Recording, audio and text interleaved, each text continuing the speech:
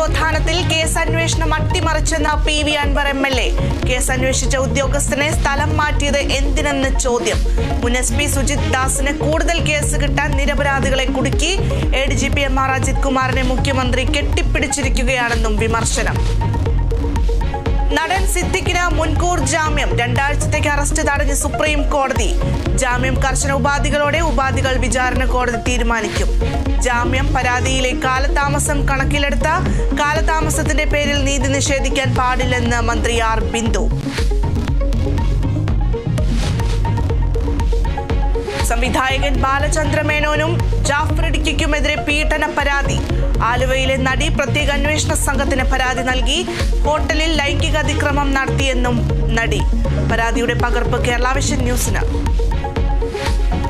CPIM RSS ബന്ധമെന്ന ആരോപണത്തിൽ മറുപടിയുമായി മുഖ്യമന്ത്രി. പിന്നിൽ സ്വർണം ഹവാലക്കടത്തുമായി ബന്ധപ്പെട്ട പോലീസ് നടപടിയിൽ അസ്വാരസ്യം. RSSനോട് പാർട്ടിക്ക് മൃദു സമീപനമെന്ന ആരോപണം വ്യാജമെന്നും പിണറായി വിജയൻ.